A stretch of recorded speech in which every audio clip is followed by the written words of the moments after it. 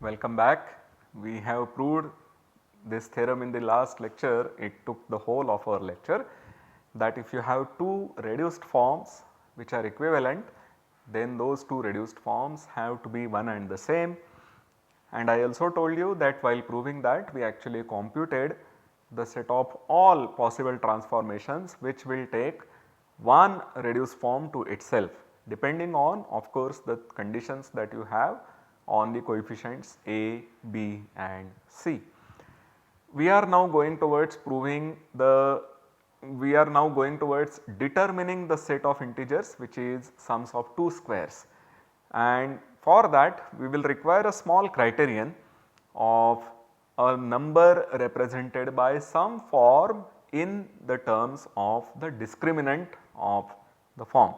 So, the statement is here in front of you that an integer n, so of course this is in natural numbers, it is properly represented by some form f of discriminant d if and only if we have that x square congruent to d mod 4n has a solution.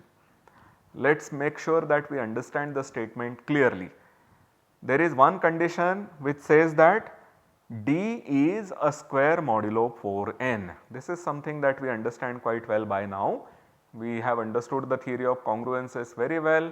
We also know how to compute squares modulo a given integer using Chinese remainder theorem and then using the quadratic reciprocity laws. So, we will understand this thing quite well when a certain d is a square modulo 4n. This is equivalent to some form of discriminant d representing n properly. So, we have some pair of integers m comma n which are co-prime, or since you have taken n already, we will take some pair of integers p comma r which are co-prime, and f of p comma r is equal to n. This is the statement that we have, that this integer n is properly represented by some form.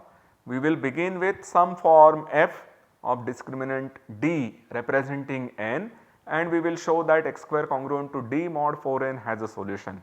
And in the other direction we will assume that x square congruent to d mod 4n has a solution, and we will construct some form. The form is not fixed. The statement therefore is very liberal.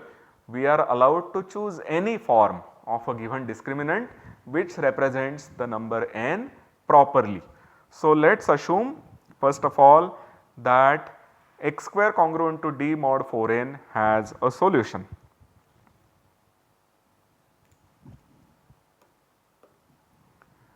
If b square is congruent to d modulo 4n for some b in integers, then b square minus d is 4nc. Once again, for some c in integers, or this also implies that d is b square minus 4nc, which reads something like our formula of the discriminant b square minus 4ac. N is taking the role of a, then the form where I will just put n instead of a, n x square plus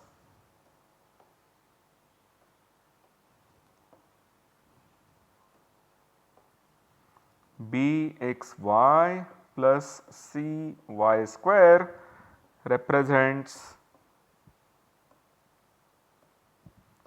n at plus minus 1 comma 0. Of course, plus minus 1 comma 0 is a co-prime pair of integers, and therefore, we have that n is properly represented by some form f of discriminant equal to d. This is the formula for the discriminant. So, we have proved one way of this statement. We started with assuming that x square congruent to d mod 4n has a solution, and we have constructed a form which has discriminant d and it represents n properly.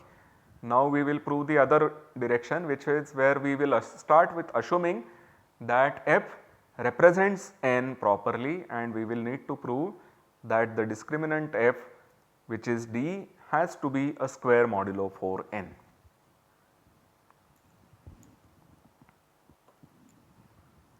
So, let f now represent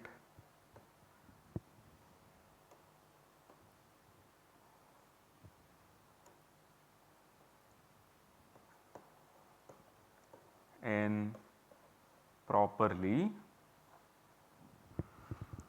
then f p comma r is n with the GCD of p and r is 1. But whenever we have GCD to be 1, remember that the GCD is a linear combination of your your two integers with integer coefficients. So, then there are these q and s coming from integers such that pq minus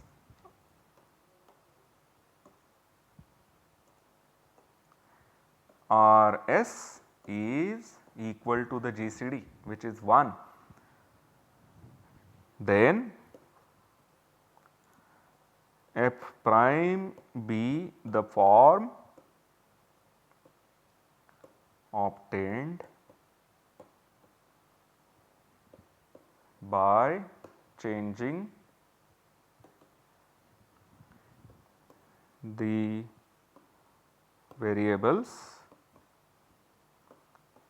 by x going to px plus qy, y going to rx plus sy. So, let f prime be given by a prime x square plus b prime xy plus c prime y square. Then we know that f a prime has to be the value of the original form taken at p comma r, but we had assumed this to be equal to n. We had assumed that f of p comma r is n. So, the new a prime is equal to n. We also have that the d remains the same. That means the discriminant of f and the discriminant of f prime are the same, and from this formula we can compute the value for the discriminant of f prime, which is b prime square minus 4 a prime c prime, which is b prime square minus 4 n c prime, and it shows that x square congruent to d modulo 4 n has a solution. Our b prime is going to give you that solution. So, we proved that whenever our form f represents an integer n properly, then modulo 4 n, the discriminant of the form f, has to be a square. This is a very important and very useful criterion. Note that here we do not have a control on the form f, but we can we have that there is some form of discriminant d which is going to represent our integer n, and by using the equivalence we can show that there is a reduced form of the given discriminant d which represents n. Now, if you happen to have that h of d is 1, then there would be a unique reduced form of the given discriminant, and that would mean that any form of the discriminant D represents n properly. We will soon see an application of this result, but before that we have to think about the form x square plus y square. We are going to study all integers represented by x square plus y square, but this form in particular x square plus y square has a very peculiar condition. It has a very nice property, and we are going to see this property in the next slide, that the form x square plus y square is multiplicative. What do I mean by this? I mean that if I take a square plus b square and multiply to that by c square plus d square, then this is again a sum of two squares. This is a very remarkable property. It says that the form is multiplicative. That means if I take two numbers which are represented by the form, take the product of those two numbers, that product is also represented by the form. This need not be true for all forms, but for this form this is true, and the proof is very simple. All you have to do is observe that this is nothing but a plus ib modulus square. A and b are integers, you construct the complex number a plus ib. I said in the beginning of the lectures course that I am not going to use any advanced techniques, but I believe that the notion of complex numbers is a very basic concept, and therefore everyone would know that. I will assume this. And we also have that c square plus d square is mod c plus id whole square. And we know that if I take two complex numbers, take their modulus and take the product, this is same as taking the complex numbers, taking their product and then taking the modulus. So, this is nothing but a plus ib into c plus id mod square, and I will write this inside complex number as the complex number alpha plus I beta whole square, and then we are done. So, any two numbers which are represented by x square plus y square, their product is also represented by x square plus y square. This is a very useful fact, because if we could determine all the primes which are represented by x square plus y square, then we are essentially done. It will tell us a big set of numbers which are represented by x square plus y square. And before going to do that, we will also need this important result, that if you have n which is a square plus b square and p is a prime factor of n with p congruent to 3 mod 4, then p square should divide n. In the introduction I had listed out some primes which are not sums of two squares, and I had listed them out as 3, 7, 11 and so on. These are all the primes which are congruent to 3 mod 4, and if you should have, so assuming this result, we see that whenever a prime congruent to 3 mod 4 divides a sum of two squares, then the square of that number should divide. It would then follow that such a prime p congruent to 3 mod 4 cannot be a sum of two squares. Let us go on and try to prove this result.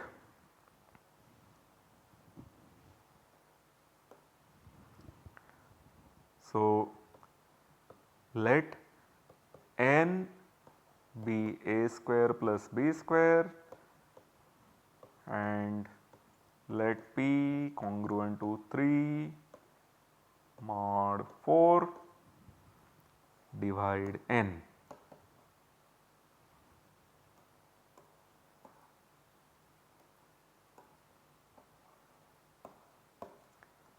Then a square plus b square is congruent to 0 modulo p, because p divides n, p divides a square plus b square. So, a square plus b square is 0 mod p.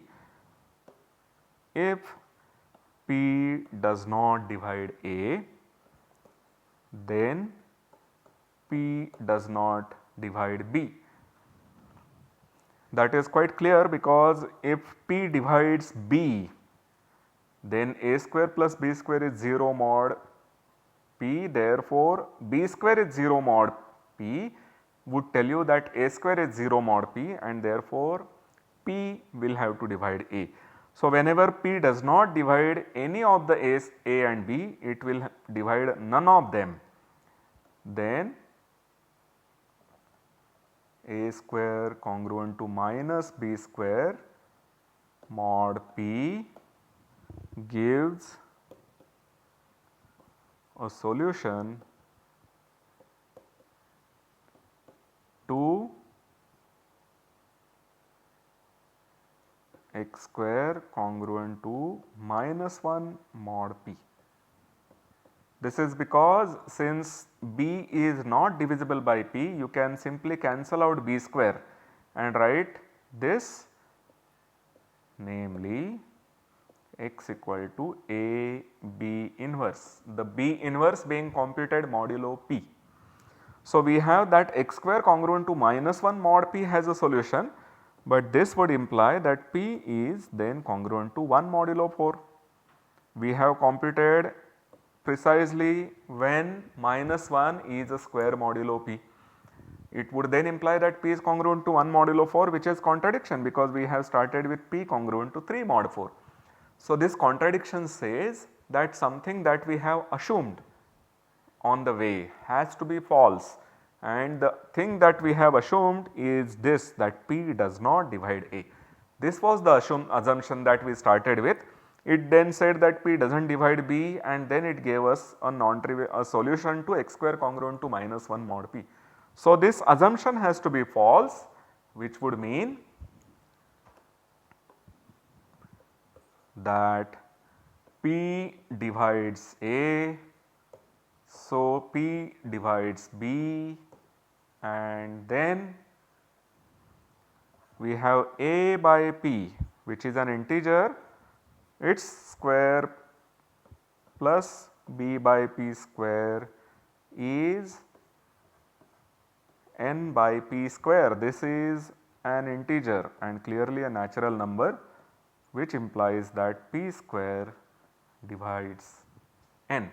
We had that A square plus B square is n, and we proved that if P divides n, then P should divide A and P should divide B. So, A by P is an integer. A by P square plus B by P square is A square plus B square upon P square, but A square plus B square is n. So, you get that n upon P square is an integer, has to be a natural number, then P square divides n.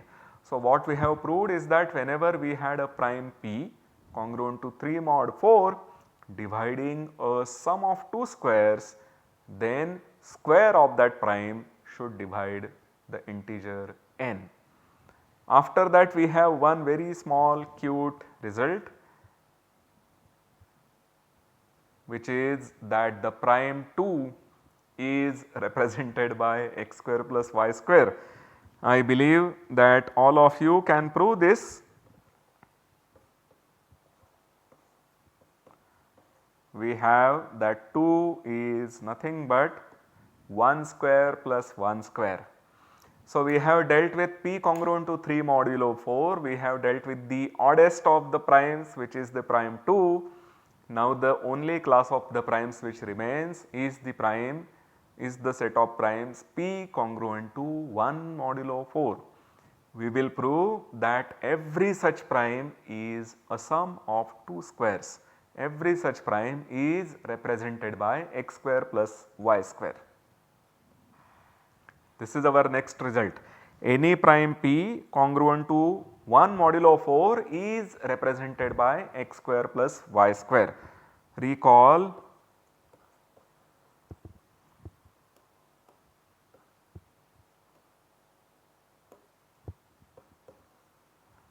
the criterion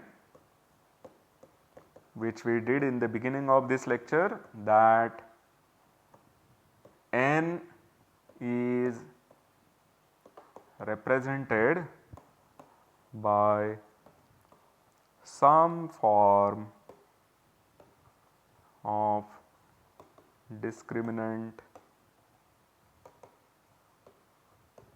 D if and only if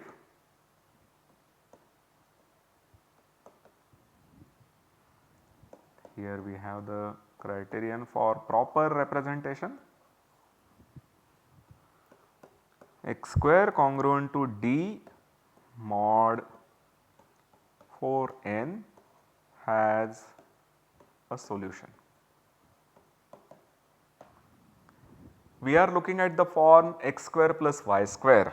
Our form is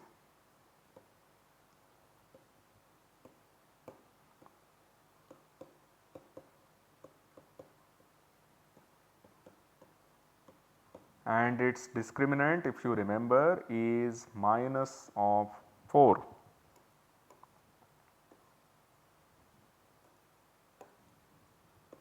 If discriminant, if you remember, is minus 4. So, we want to see where we have this congruence where n is now our prime p congruent to 1 modulo 4.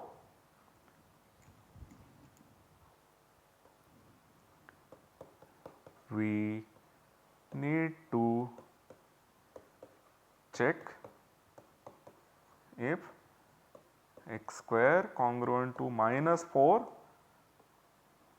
mod 4p has a solution.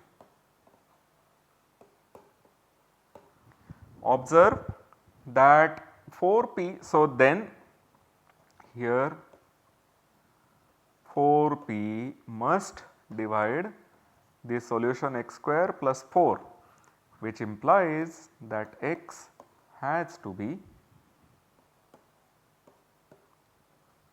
even, say x equal to 2 alpha. Any solution, if there is a solution, we are actually going towards constructing the solution. So, we have to see what properties the possible solution should have, and that will help us constructing the solution. So, we observe that such an x has to be twice of an integer, because 4 divides the number 4p, which divides x square plus 4, and therefore 4 divides x square. If 4 divides a square, then by unique factorization of integers, the fundamental theorem of arithmetic, which gives unique factorization into prime of any integer, will tell you that x also has to be an even integer. So, then you have the solution to be 4 alpha, and then 4p reads 4 alpha square plus 4, 4p divides 4 alpha square plus 4, which implies that p divides alpha square plus 1. Now, I hope you see the thing that we are coming to, which implies that y square congruent to minus 1 mod p has a solution. We started with minus 4 being a square mod 4p, and we have reached minus 1 being a square modulo p. Our p is congruent to 1 modulo 4. So, we do have such a solution. We do have that minus 1 is a square modulo p, and once we have this solution,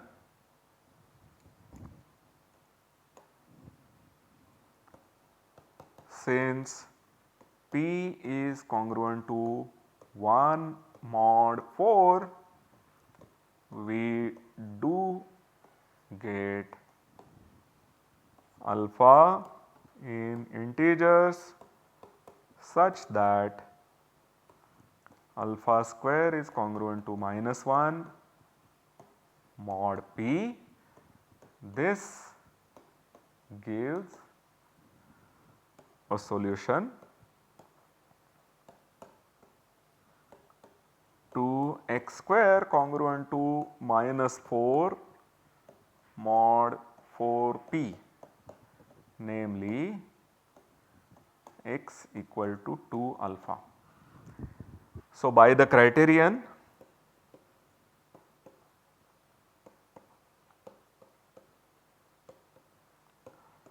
there is a reduced form of discriminant minus 4 that represents P. It represents P properly, but certainly it represents P. And I would now like to recall this to you that we have computed h of minus 4. H of d for any integer d was the number of inequivalent reduced forms of discriminant d, which we also proved to be the number of reduced forms of discriminant d. We proved that h of minus 4 was 1. There is only one form which is reduced and is of discriminant minus 4, and that form is nothing else but x square plus y square. Here we have proved that there is a reduced form of discriminant minus 1 which represents P, that implies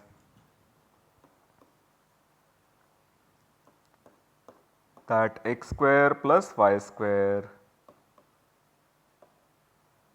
represents our integer P, our prime number P. So, let me just recall this to you once again, that any P congruent to 1 mod 4 is represented by x square plus y square, 2 is represented by x square plus y square, P congruent to 3 mod 4 is not represented by x square plus y square, but the square of these numbers should divide the integer x square plus y square whenever P divides it. And using this, in the next lecture we are going to determine the set of all integers which can be written as sums of two squares. It is a very interesting thing to see. I will see you then. Thank you very much.